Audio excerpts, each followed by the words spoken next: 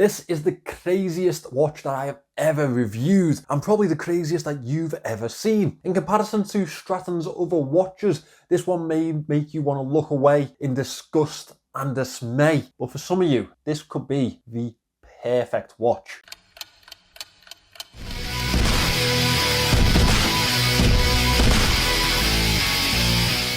Hi guys, my name is Jason and I am your watch guy today. I can't tell you how much of a pleasure it is to have Straton on the channel finally. A brand that I've admired for years since seeing them on the white-haired Scottish Aussies channel when I was just starting out. I just never thought it'd be the ugly duckling of the group. But just like the ugly duckling, I think this one has a potential to be an absolute beauty in certain people's collections. And I'll be honest, over the last couple of weeks, this has become a little bit of a guilty pleasure for me. Right, I'm going to give you a couple of seconds to get all the laughs and sniggers out of the way. Are we now composed enough to start talking about this watch? I think it's worth mentioning that this isn't a sponsored video and I am not keeping this watch. It's going back to Straton. The chance to review this came along and I just could not say no to having them on the channel. If this understandably doesn't take your fancy, then check out their website in the description. They have plenty more beautiful watches on offer. The Cuffbuster is a passion piece if I have ever seen one. Inspired by the 70s racing Desatos Cuffbusters. The idea of this piece is to always have the time on display and easily accessible controls. The idea of the Sprint, the given name of this project, is to create an accessible modern version to its horological legend of a predecessor. The accessibility coming through this having a VK67 movement in the back of it and coming in at only $350 US. The large stainless steel casing gives this some really unusual dimensions, so let's talk about them. In diameter is 61.3 millimeters. With this domed crystal, it is 12.8 millimeters thick. Lug to lug is 37.2 millimeters, and these lugs are 20 mil lugs, which makes it very accessible to a lot of other strap options. The dimension that you have to pay attention to is the lug to lug when you're considering the wearability of this piece. The sapphire coated crystal sits high above the casing. It's a K1 hardened piece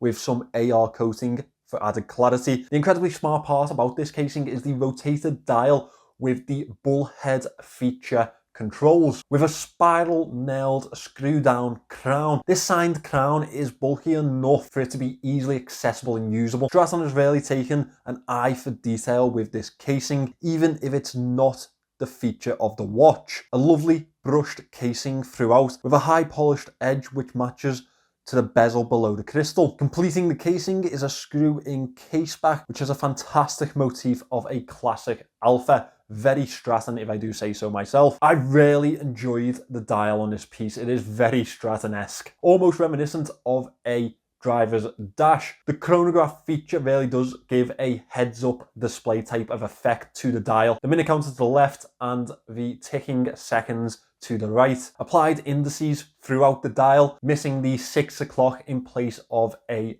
date window, which keeps up the symmetrical dial to this really unsymmetrical design. Finishing it off, the deep chaptering really does give a beautiful effect to the eye. This is available in 6 different color options, but I really love this sky blue dial. With the grain texture, it stands out incredibly well and gives that added level of beauty that this watch is really dying for. Now, let's get into the lume shot. As you can see, we have a thinner base for the lume to be spread across on this one, but one thing that I can definitely say for this Straton is that it's a very long lasting lume on it, and it definitely lasts throughout the night really nicely. I'd definitely give this one at least a 6 out of 10, maybe a 7. The strap given to this Sprint really couldn't have been anything else than this Valley style leather band. A colour matched stitch draws it all together with a well-sized and finished buckle. Surely it is time for me to get this monster on wrist. As you can see, this one is definitely one of the bigger watches that you'll wear. It extends down towards the hand, and sometimes it does have a little bit of an issue as you bend your wrist. Personally, this was definitely a tough one for me to wear, considering that I am left-handed. It was really unusual to have it on my right hand. I would have liked to have had a left-hand version to really get the full experience.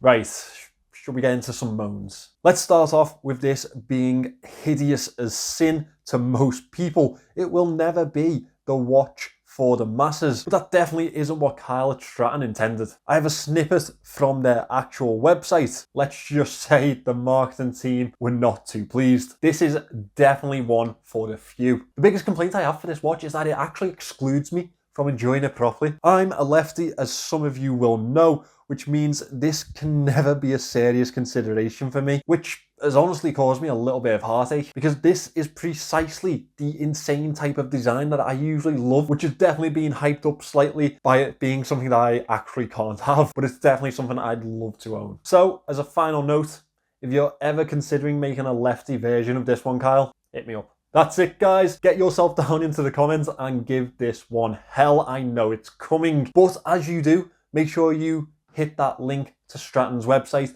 and go and have a look at the other incredible watches that I have on offer. This brand really does make some absolute beautiful pieces. Thanks for watching. Remember to subscribe, and I'll see you in the next one.